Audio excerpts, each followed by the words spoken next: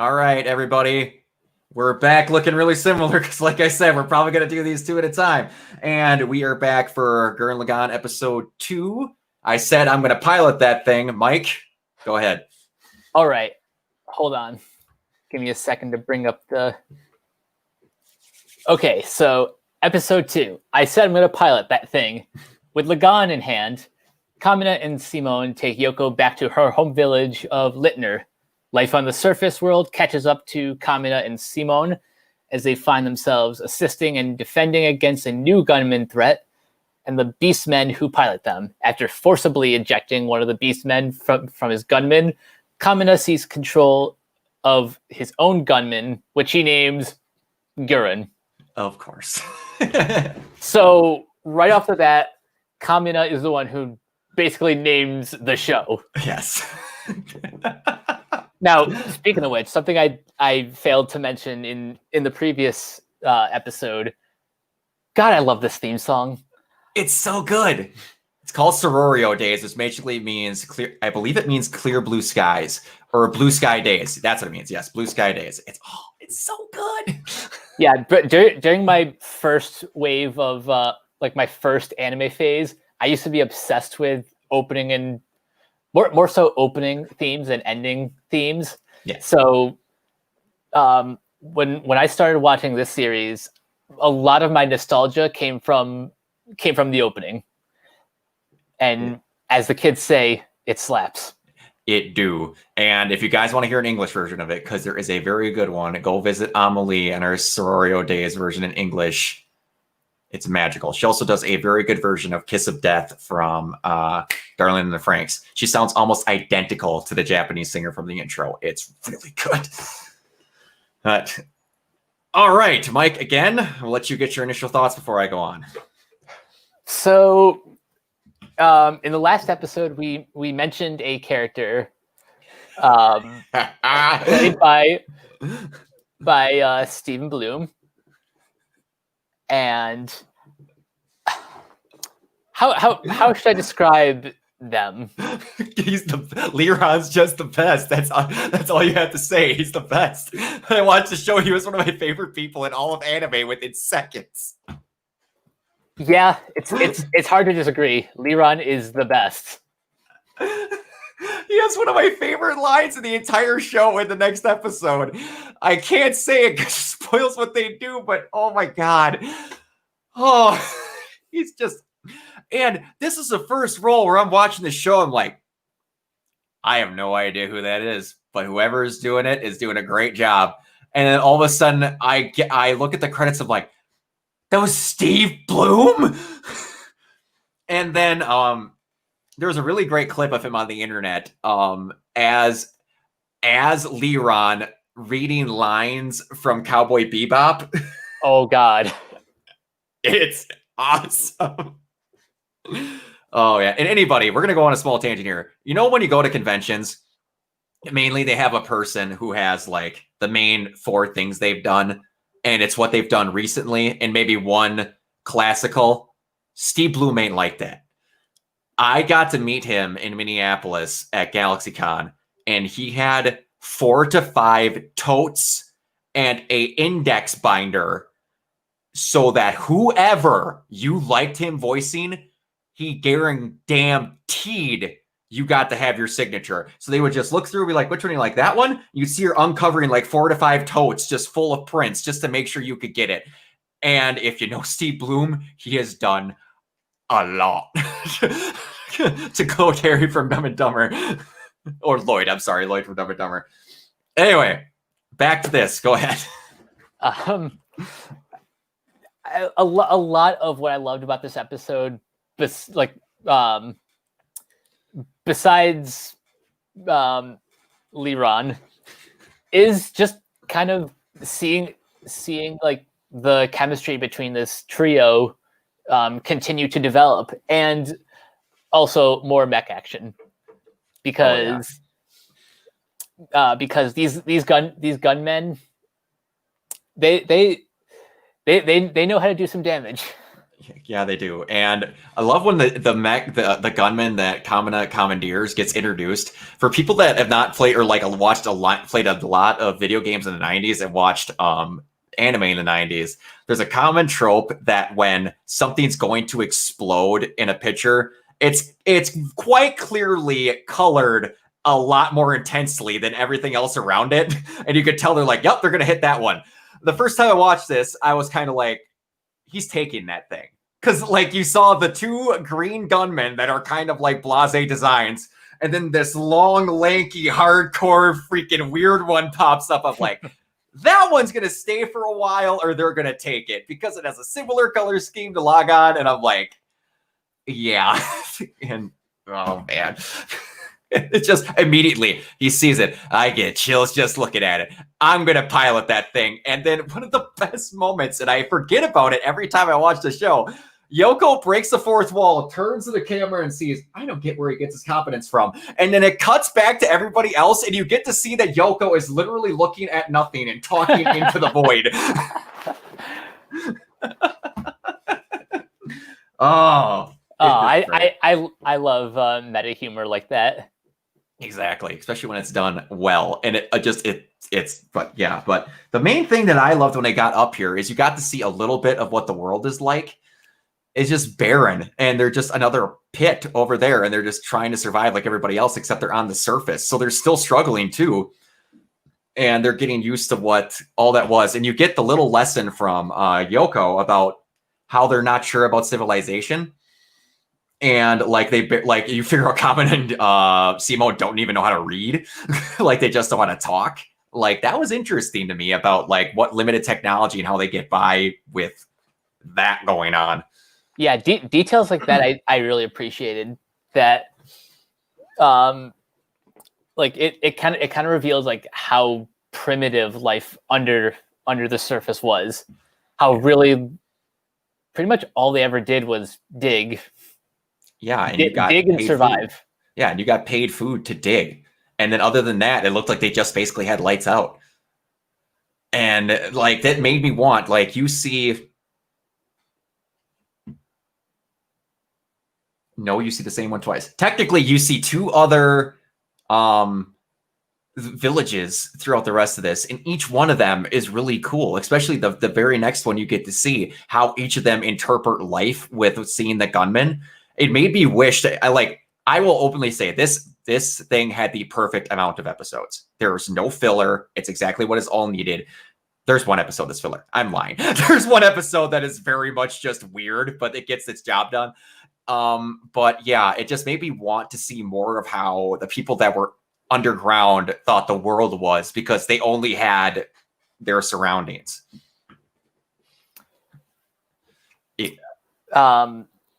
Yeah, I like the pretty much the world building around this is very fascinating. Kind of reminds me of like a mech version of the Mad Max world. I never thought about it that way, but you are not wrong.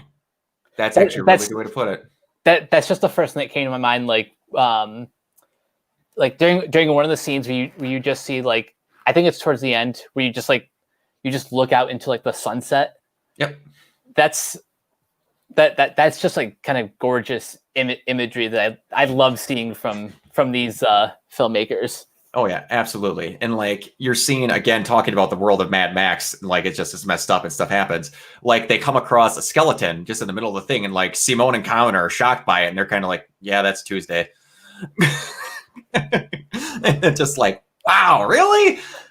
And it's like nothing phases them anymore after this. No, and then like even speaking more on that, when the gunmen first land, they're just kind of like, it explodes, they happen, they're like, what was that? And then like she's just polishing her gun, and freaking Leron's making coffee. They're like, yeah, that's gonna be another one.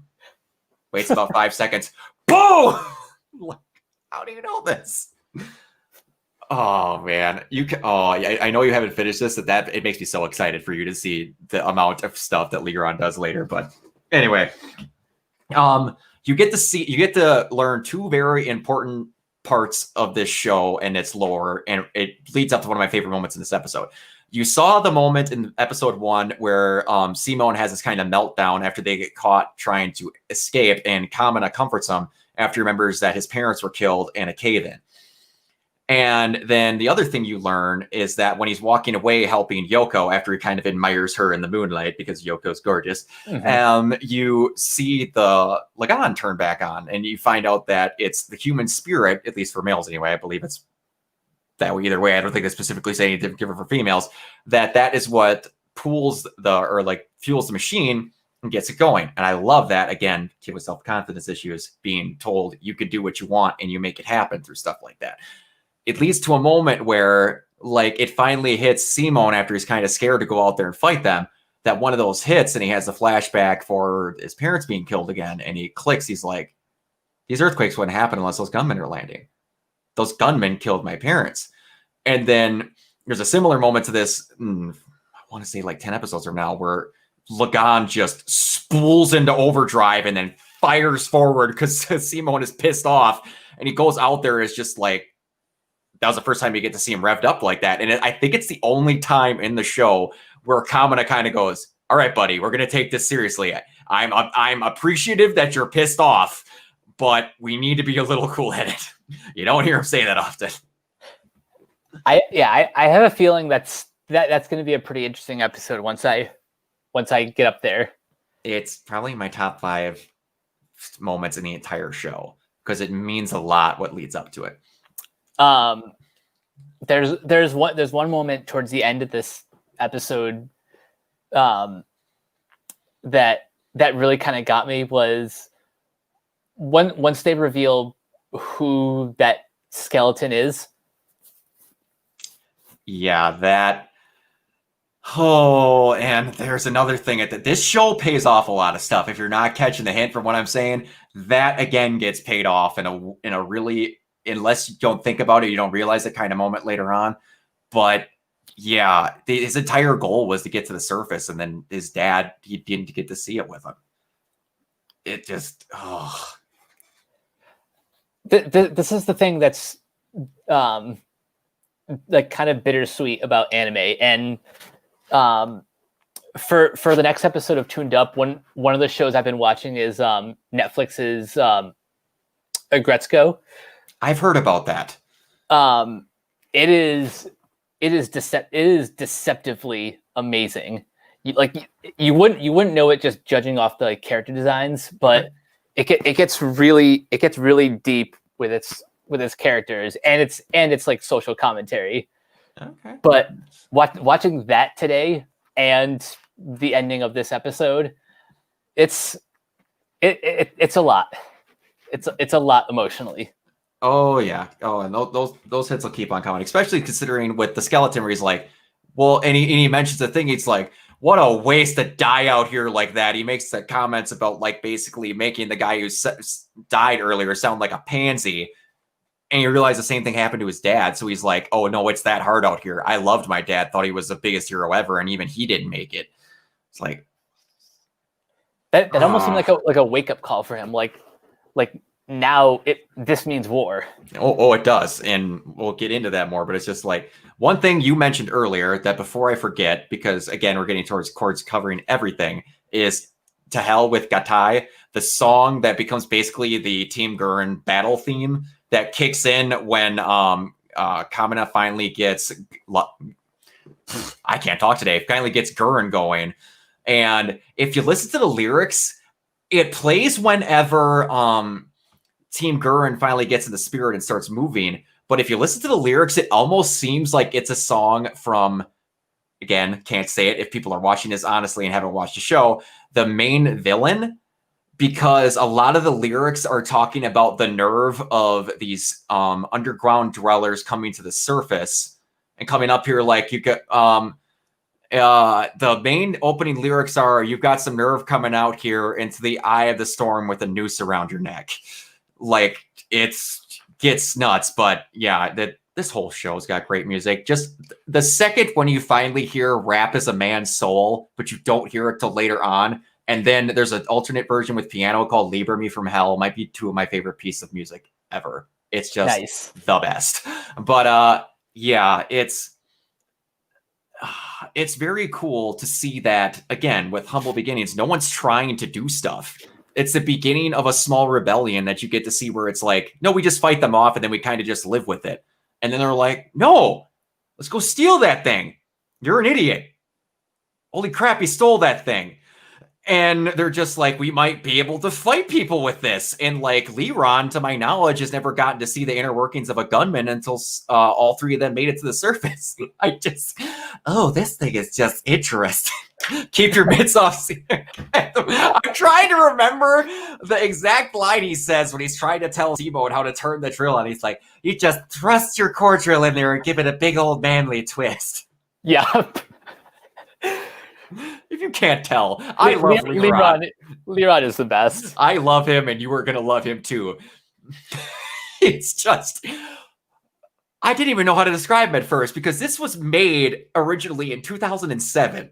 That was before this was a lot more common of a thing. So the fact that he's just like, everybody else is pretty normal, or like pretty out-of-the-box standard unit of like an anime person, then they just chuck Leron in there to kind of be like, he's here, or they're here. You're going to deal with them. I'm trying so hard to not call him a he, because he point blank says it's a little bit of both, kind of like I'm both man and woman. And that's the first time you see him bend over the gunman, and you see he's wearing pink heels.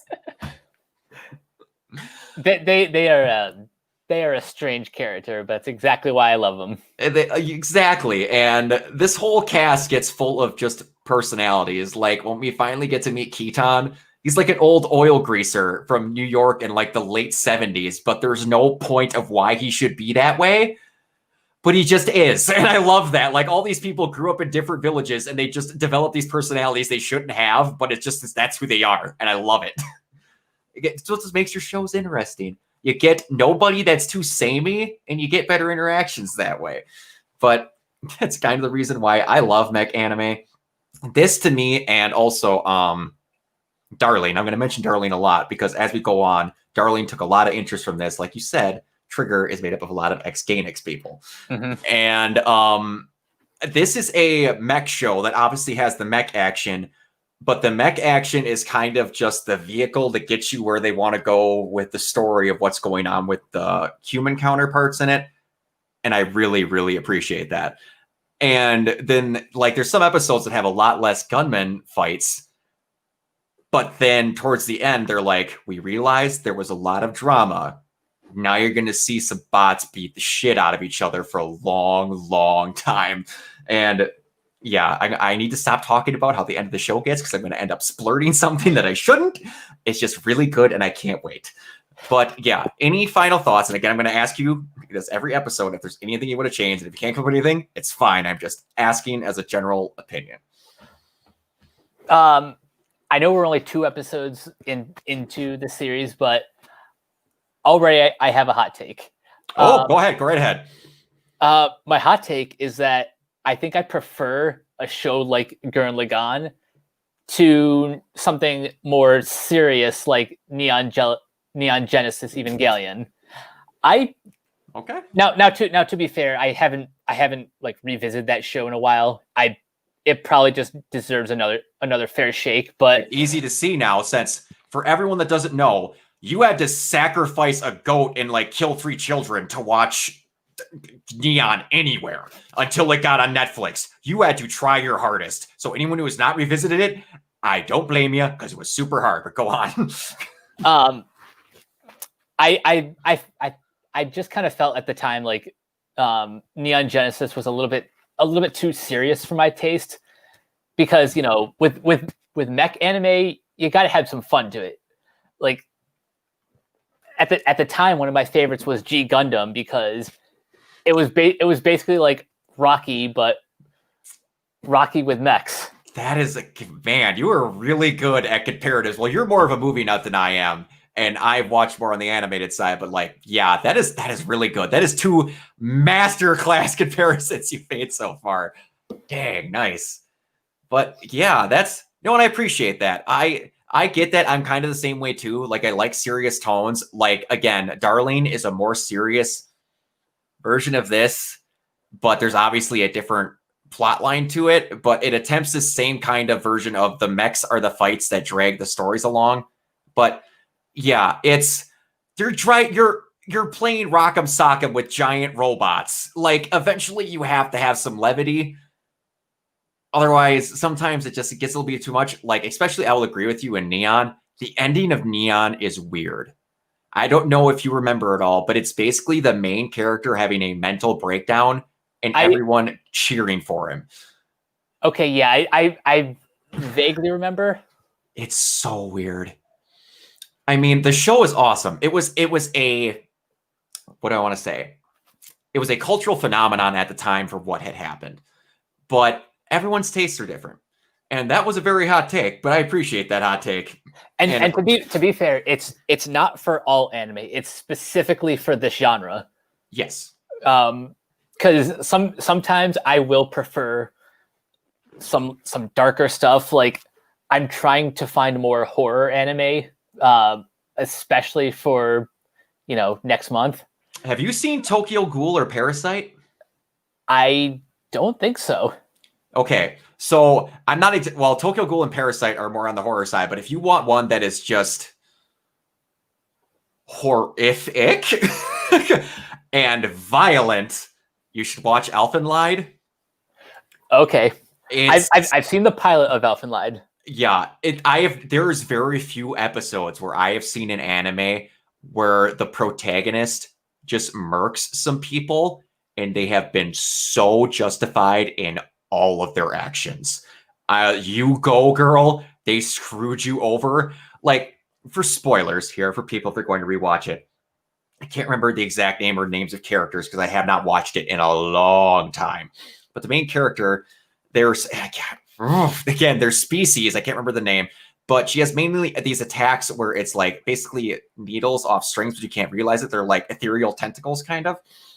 And this is going to make me want to watch Elfenlight again since I'm barely remembering it. But she was in it was like an orphanage or a school, and she had found a random puppy that she thought was the best, and it was just her best friend because all the people at the school were absolute dicks and douchebags. And then this is what kept her good. It kept her sane. It made her just happy. She was the most happy she'd been in the entire episode, and she was just great. The bullies take the dog and beat it to death. Ooh. Physically beat it to death and then leave it for her to find her. It's like John Wick, but a million times worse. And I was just like, nope, you are all going to die, and I'm going to cheer her on while she does it. I hope they show every second. Yeah, that's my reaction anytime puppies or children get murdered like that. I like babe, even if they're if they were like borderline sympathetic characters, the second they hurt like an innocent bystander, I do not care about them anymore. Nope, they're gone. Done. There's very few things than like children or dogs especially. I have been a cat person most of my life, and then later on became having dogs. But you don't hurt people's pets, you're done. You're gone. But all right. Anyway, yeah, that was a nice little tangent. That was a nice little tangent. But going back to Gurren Lagann episode 2. I said before that episode 1 was a great pilot. Episode 2 introduces probably the best, the best side character. It does. You get to meet the main crew of this anime really quick. And it's just like, you basically don't gain that many other... There's a couple here that you see a lot more than the person from the main episode, but just like, they knock it out of the park with the first side guy that you get to actually get... Side person that you get to meet. It's just, man, I can you think of, I will try and think of a show other than like Power Rangers and Tommy for the level of how much I loved a character. Who was the main first side character that you loved just genuinely as much as the main crew? Like on the same level? This is tough. Man, I'm having a hard time thinking of one specific example, because oftentimes the side characters are the ones that just get to have the most fun. Yeah. Let's see, as far as like some of the earlier examples, All right, you know what? This counts. Genie from Aladdin. There you go. Exactly. There you go. Okay, like that. yeah, that turned out to be perfect. Exactly. Because he's technically on the cast and whatever, but he's the guy that just basically is there as a side. He gets to make all the fun and help him out. But yeah, you're right. That totally works. But all right, there we go. We got 2 down. Like I said, I'm not going to say the exact weekend it goes up because you have a really cool thing coming. But I'm really glad we got to do this. These both have turned out awesome.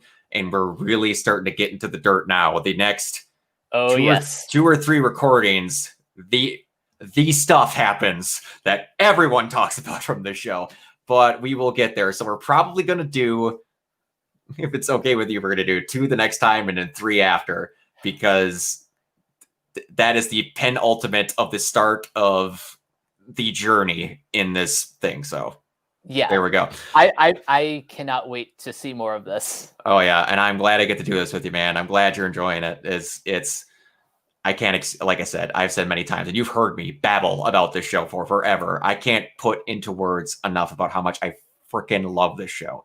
And I'm glad to have you here with me do it. And speaking of you, where can everybody find you? You guys can find me on Twitter and Instagram at Captain K42. Check out all my quick thought reviews on letterboxd.com/CoachK42.